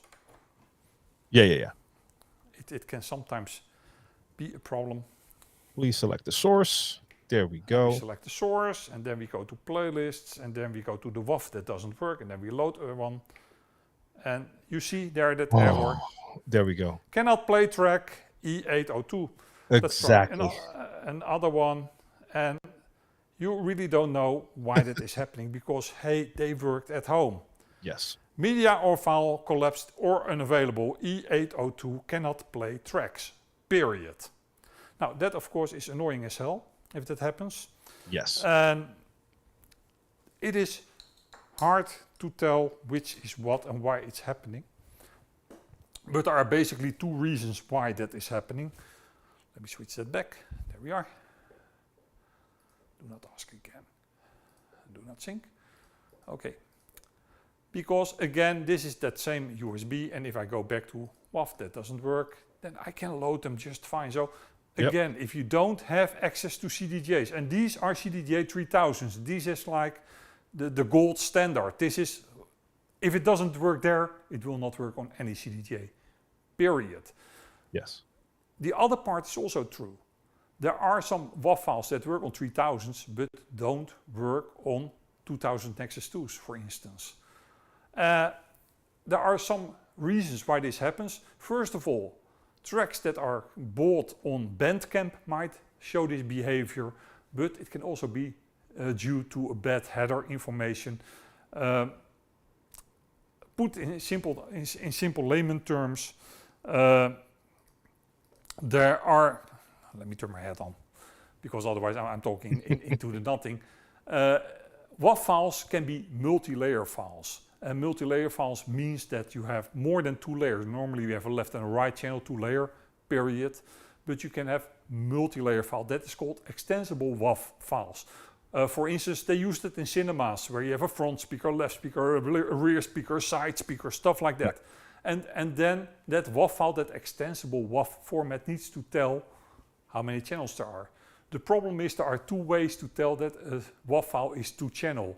And only one way is understood by CDJs. The other way is not understood. So if that information is wrong, that header information is wrong, CDJ will think, hey, listen up folks, I only have two channels, I cannot load it, period. We can automatically fix all that. And that means if I go back and I need to run RCT, I did reset my Rekordbox collection, by the way, folks, while TLM was talking, because I wanted to make a clean collection to keep things, the overview easier, because otherwise but I need to run RCT now just to create the default playlists, because otherwise I don't have a control playlist to put WAV files in. So yes, for that reason, yeah. And Rekordbox can sometimes take a little minute to quit. You saw that here, and then RCT will refuse to start up. Because again, there can only be one active. That's all okay. And this was all that was needed because now I have my control playlists created in Rekordbox. So let me open Rekordbox again. So as soon as you open RCT once, it creates that in Rekordbox. It creates that main folder with the control playlist underneath. And I can go away. I can just put those WAV files right in there. Repair the WAV audio files of tracks in this playlist. Is this a 100% guarantee? No. Is this the best you can get? Yes. Let's start RCT again, and now we have that function available. And we see a question in the meantime, how come Pioneer hasn't had an update to the firmware to resolve that, especially as Rekordbox can read and play it? Yeah, final touch, your guess is as good as mine. Because yes. I have spoken about this for like 4 years already. And I almost forgot it until one of my good friends at Pioneer DJ reminded me, hey Pete, can you fix that? Yes, we are going to fix that right away. You can see repair WAV audio files of the tracks in this playlist is available, and it has 5 tracks. So I enabled it, start the healing. And again, this won't take long. Now, what this will do, it will keep the original audio data. It will not re-encode. Re-encode means you make a new WAV file. It will keep the original audio data. What it will do is it will create a new file with the correct header. So, in other words, the audio data is unchanged, but the description of the audio data is changed in a way that we know for sure that it will load. Yeah. And if you go to the processed folder, then you see repair WAV files, and you see 2 things. Repaired WAV file, extensible WAV header fixed. That is that problem where what I spoke about, that there are 2 ways to define a 2-channel extensible WAV file. This had, on purpose of course, the wrong thing. This was a track, by the way, from a track source, and that often have that problem. So you need to fix that. And those are repaired WAV files. Repairing in this instance means it will create a new file, a new WAV file, but with the old audio data. So the audio data is not changed at all, not re-encoded, just making sure that there is new. Now we can live dangerously, and I can say, let's just put this on the USB. The problem with this procedure is that not always will that copy the audio files over. I can see that it's copying it over because underneath my head you see the status slowly filling up, and those are big motherfucker files, so those take a while, and for that reason it's slow, and that indicates to me, all right, it's copying it over. If it's fast, then you know you are in trouble, and you are wiser to do this on a blank USB, because again, Rekordbox will not always update the information. RCT makes Rekordbox as aware as it can that this is updated information, but Rekordbox sometimes finds reasons to ignore that information for whatever reason. So let's wait for this to finish. Shouldn't take too long. Just a couple tracks. Yeah, the problem is my USB bus is pretty busy with all the cameras and stuff connected to it, so it can get a little bit slow. Let me switch screen there. Let me take out the USB.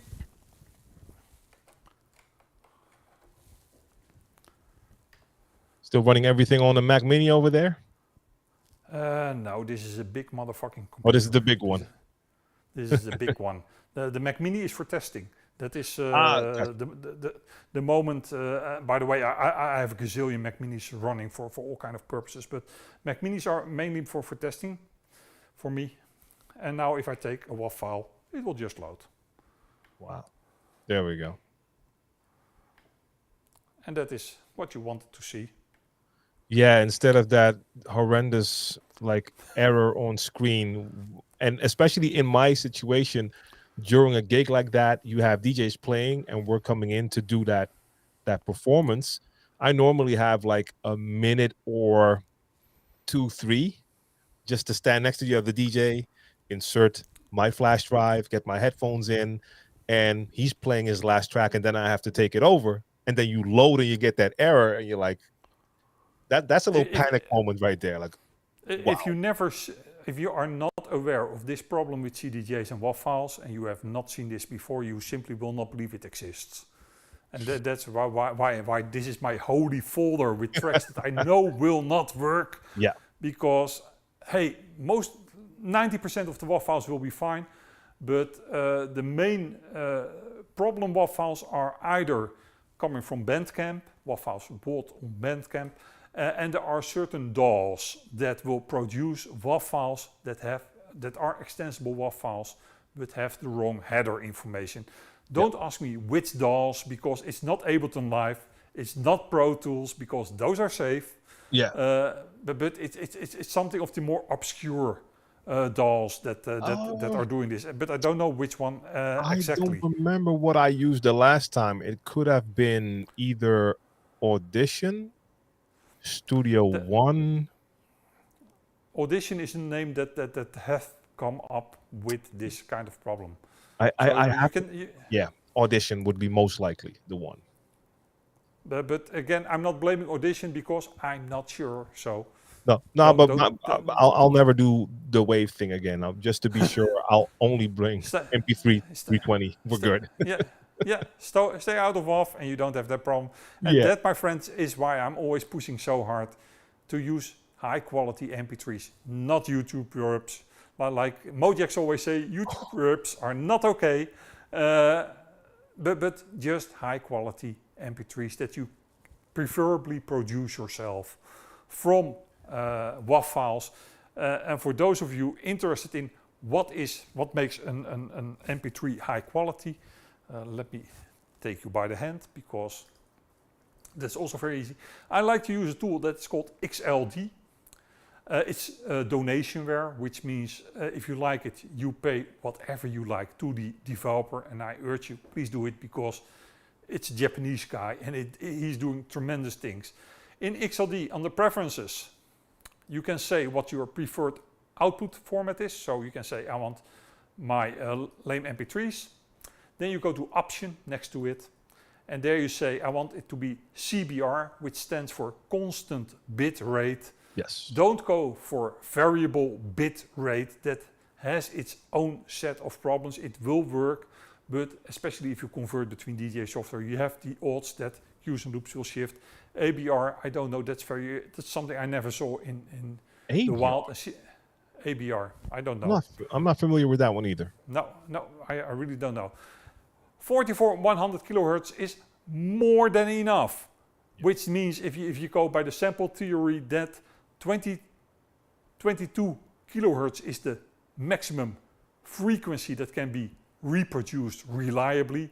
Half of the sample frequency is the max frequency, 22 kilohertz. Your ears, my ears, are unable to go beyond 17 kilohertz. The older DJ you get, the less it gets higher. And there is no PA system that goes above 20 kilohertz. So 44 kilohertz is already overkill. And that is a fact, guys. Like it will differ for every one of you with at what age this will happen. But at a certain point, we lose the highest frequencies. And I notice from an app that I use, it's an app that has a training option in there, and you can choose different frequencies to hear them, to learn how to recognize them. If I go to the highest frequencies, I can sit here, have the phone in front of me, I hear nothing. All of a sudden, I hear my kids from 2 rooms away. What is that? Make that noise, like, make that what? noise. Wait a minute. and I turn it off. When I was a student, the landlord had a dog, and we really hated that dog. I love dogs normally, but we hated that dog. And what we used to do to drive the man nuts is just, you have a tone generator that's an equipment that you can make all right frequencies with, and we put it to 23 kilohertz, run it through a huge amplifier. That dog would cry all evening to the moon. That man wouldn't sleep at all, and we could sleep like babies because you cannot hear that shit.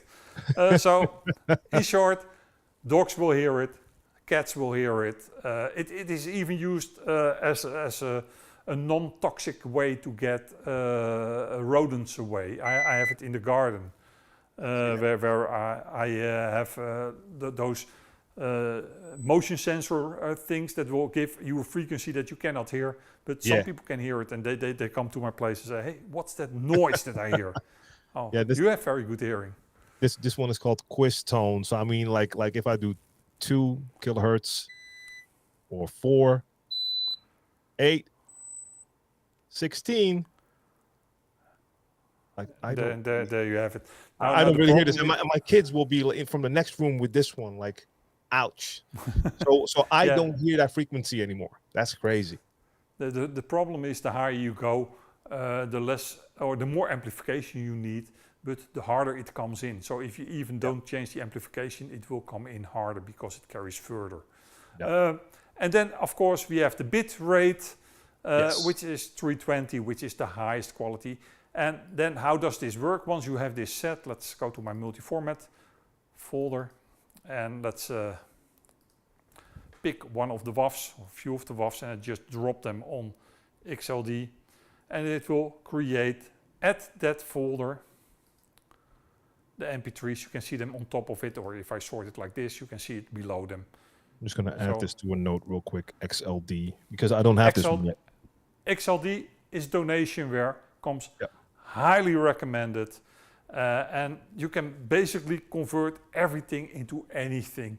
I used to be an advocate of using iTunes for that, but iTunes, of course, cannot go from FLAC, and FLAC seems to be the most common audio format that DJs want to go away from, because once burned on a CDJ 2000, you will no longer use that.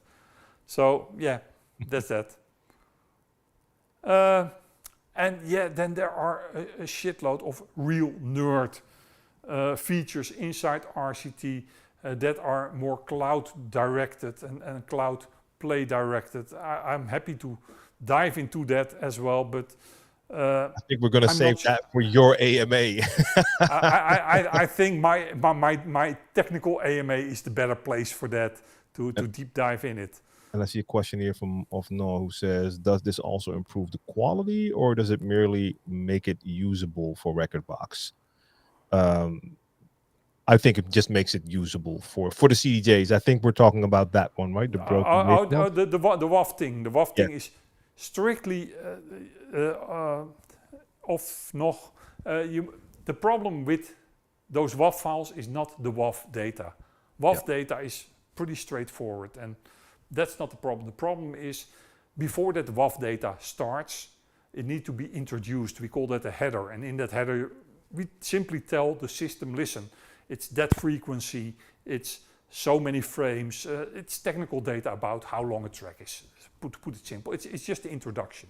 Right. And that header data is where the problem lies. It's not the WAV data, it's the header data. And what RCT does is it will simply create a header that is known to function no matter what. And that's all. That's why I also say it doesn't re-encode. It doesn't mess around with the WAV data or with the audio data. Just create a new header. Then we have Vinyl Touch helping us out. ABR means average bit rate. He's correct. Yes. Now I see. I saw it already. He's correct. That's indeed the thing. Again, it will work on most MP3 because it's a valid one, but don't use it because everything that's variable has the odds to shift. And that's the reason why I don't. Oh yeah. So and one more time, just to make sure I repeat this so people know, this guy right here, you might recognize this guy. This is the Rekordbox Collection Tool playlist, and this covers what we've talked about and more, to give you just the step-by-step on how to use the entire tool. So make sure you check out that. It's essentially the same thing that I do right here, or did right here. It's just step by step, each function, starting with the most important one, starting with setting up the tool, and then the most important one, creating the duplicate database, and then going to the nitty gritty. And This is a work in progress, like all my tools. If somebody comes with a good suggestion, then I'm happy to implement it. Like TLM Dirty spoke clean. with me, spoke with me about dirty clean yesterday afternoon, and I was swimming my laps today, and I thought, hey, I can do that, and I created it. Yeah, that was amazing to me. That like let's just get that out there. Mixmaster G works fast. I told him this yesterday, later in the day, and today in the afternoon, he's like, "Hey, yeah, I added that thing." So if you get RCT and you run into either issues or you're like, "Hey, this could be useful as well," make sure you reach out. And you have a little messaging tool, a messaging function in RCT, right? RCT, it's not two-way messaging. It's just a message box where I can tell people if there is something important. And I try to use it as less possible. So if you see an exclamation mark popping up, you know it's important. It's not something that I'm not a spammer. I just want to inform. Gotcha. So if there is something important, I try to use that. And if they want to ask you a question, what's the best way to reach you? Facebook Messenger, Messenger ATGRNL is the most reliable way to reach me.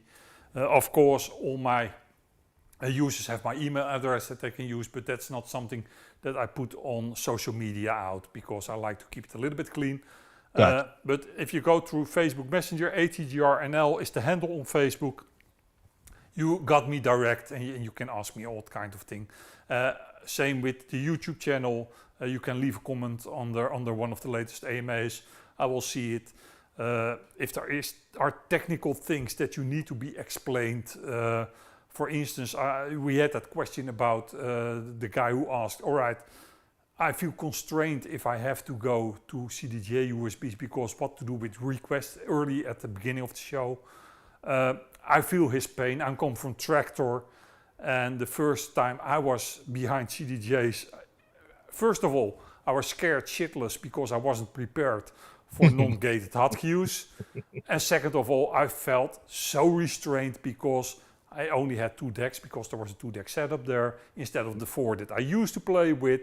I didn't have the screen real estate. I didn't have the detailed waveforms. The DJ software you start out with is the DJ software that you know best and is the DJ software you feel most comfortable with. And nothing else can come to that, not even close to that. It doesn't matter how new the technology is. If I go to Virtual DJ, I feel like I'm behind the Commodore 64. Not because Virtual DJ is bad, but because I'm not used to it. That's the thing. If I go to Serato, I feel like in a straitjacket. Not because of Serato, but I'm not used to it. Yeah.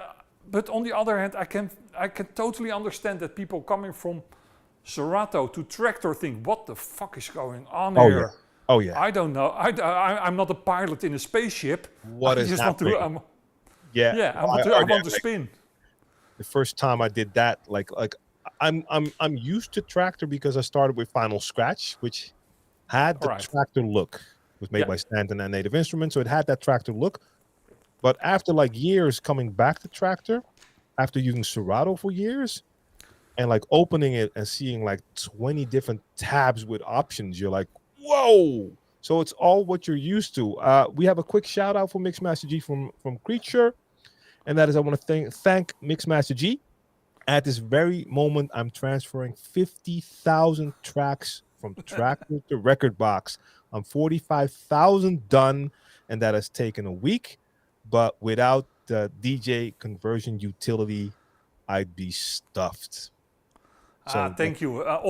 That's the reason why I do this stuff, just to help out fellow DJs. Most people know by now I'm not doing this for the money. The reason why there is a price on my apps is just because I need to have a barrier of entry, because otherwise people will download it, not watch the tutorials, because what is free is worthless and people are not interested in investing time in it. But that's the reason why I don't do subscriptions, for instance, which is all the hype. I don't care. I just want to help as many DJs as I can. And having feedback like that, that is what I'm doing this for, to help other DJs. And I'm glad that he added this little thing, which might sound like a little thing, but it's very important, has taken a week.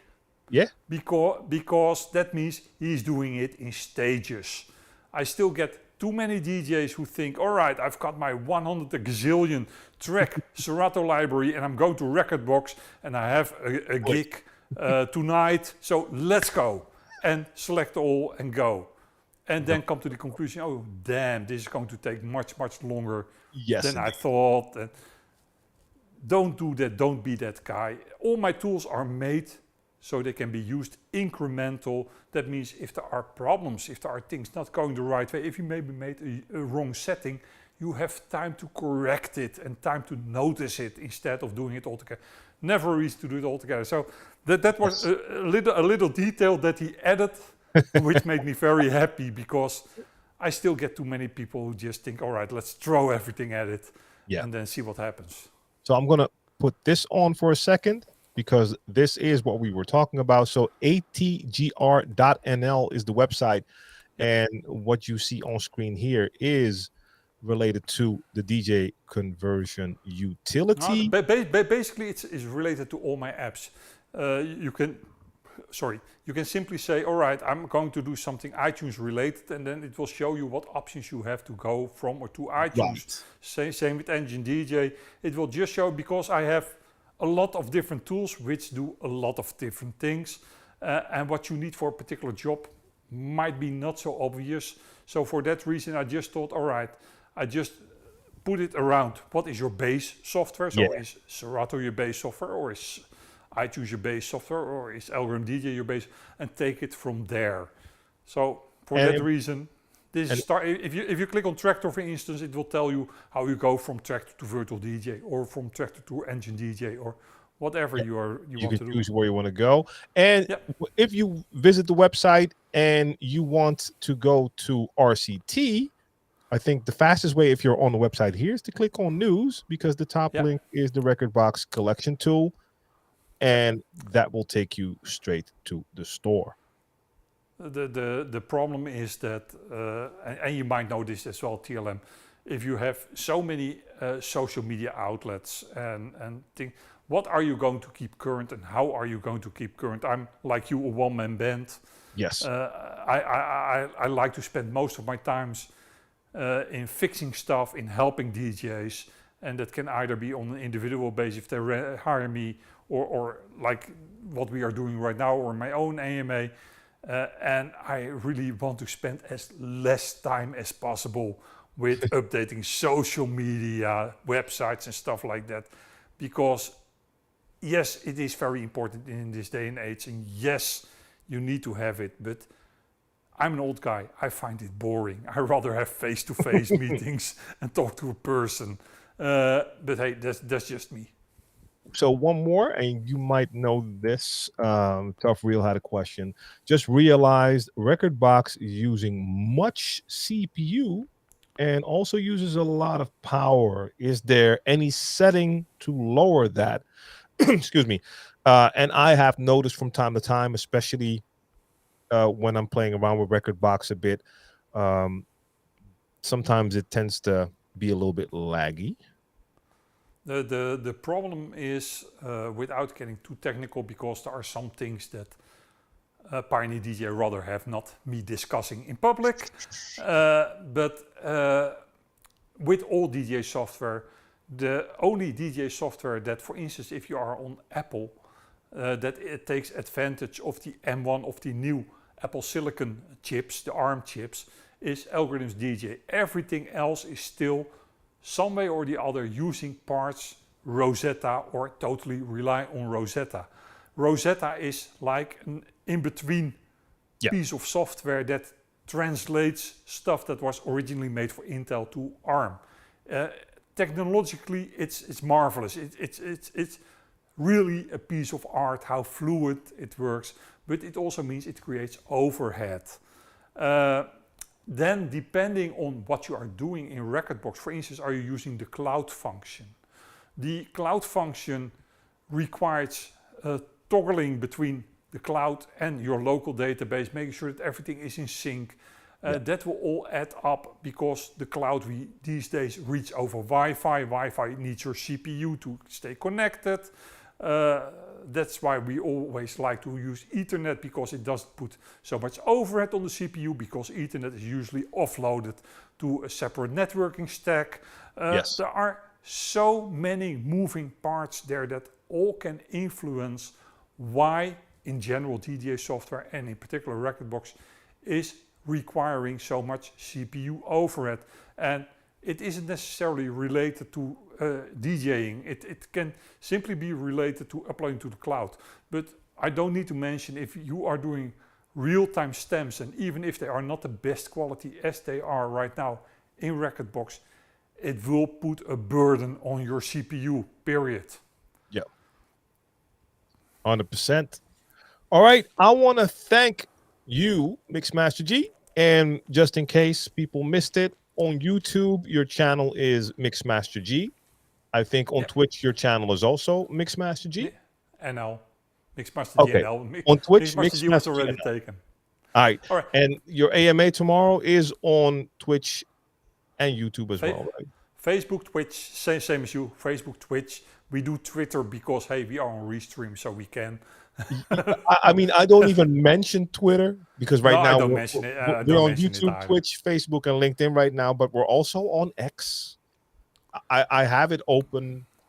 Sometimes maybe someone tunes in. I don't know, but I mean, it's not linked and no one leaves comments there. So I just have it open because I'm on Restream, but no, it's not really being used. I want to thank the chat for tuning in. And yes, the replay will be up on DJ TLM TV on YouTube. And make sure you reach out to Mixmaster G if you have any more questions. If you get RCT and you're still not sure, even if you watch the tutorial every Tuesday, the AMAs or Facebook Messenger, and I'm sure he's going to be able to help you out. Sure, always, never bombard you with before you let me go, TLM. Let me thank you personally for everything you not only do but have done for the DJ community. Because you were one of the inspirators who originally went to YouTube just to educate, just to you were one of the first goats that really did that. And I think you need to be recognized for that, because it is still amazing that you do this for the community. Another thing that people don't know, at least I didn't know before, this man, this TLM, is not only a skilled DJ, does not only create great scratch tutorials, but the man is also a skilled MC/rapper. Oh. There is on YouTube a live set he does with his DJ or with his MC Brainpower, and the resync, the orchestra with a live orchestra. Yeah. If you look on YouTube for Duketown as in the Dukes, Duketown, Jazz and TLM, you will find it, and that's a great set. I had it on repeat this weekend after Brainpower had it in his timeline, and I spoke to TLM, is that set available online? And he said, yeah, it's available in the playlist, and it was.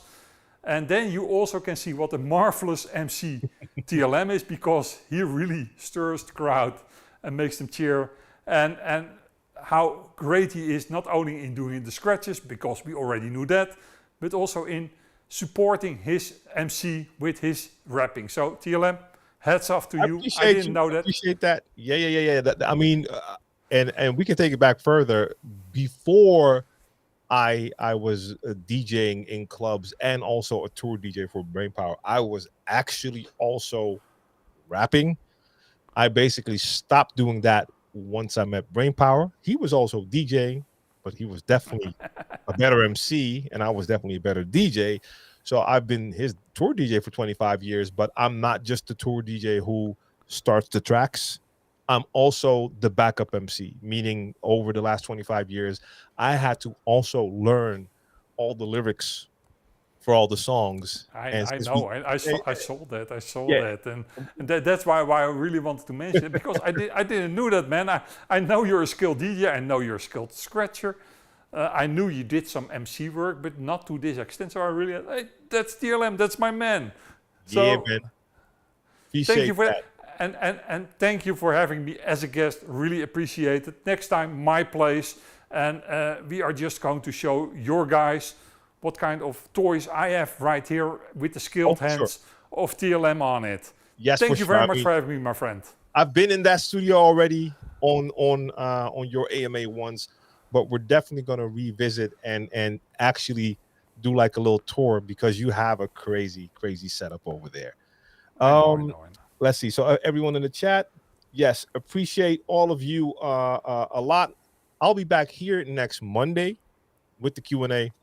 I'll be back on Thursday with Certified Bangers, on Sunday with Sunday sessions. Before that, on YouTube on Saturday, a new Saturday session, scratch session. Tomorrow, Mixmaster G. On Wednesday, Tweak Music Tips. On Thursday, Cleveland Terry. And on Friday, again, Tweak Music Tips. I keep mentioning this. You have 5 days a week of DJ.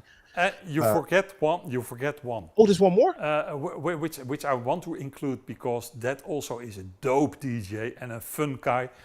On Tuesday, before my AMA, Nick Spinelli. Oh, he's on before you? Yeah, he's on before me. He's on at 6, but Nick doesn't have the interaction as you and me and Kova and Cleveland have it. He does a little bit less interaction, but he has a high quality scripted show. He knows what he's doing. He prepares the shit out of it. We just fly by the seat of our pants and see what's happening in our streams. Nick prepares, but Nick is a dope guy. So shout out to my man Nick Spinelli too. Check him out, or at least because his videos are also available on the archives. So if you can make it to the live stream, like mine. He has a totally different perspective. I mean, kind of similar to Cleveland Terry. They're way more into the mobile DJ, wedding DJ scene. Something I know hardly anything about. So it's always great to get that other perspective because there's a ton of mobile DJs out there as well. And Nick knows what he's talking about. He really knows what he's talking about. Yes. And Cleveland Terry, by the way, too. But Cleveland is 100%. Known for it. But Nick, if you haven't checked his guy, this works for me. Look at the views I get.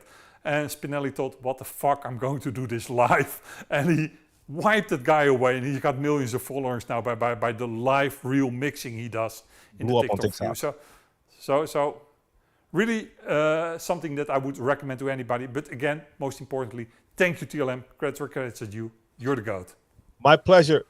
Everyone, tune in next time. Great to see y'all, and peace.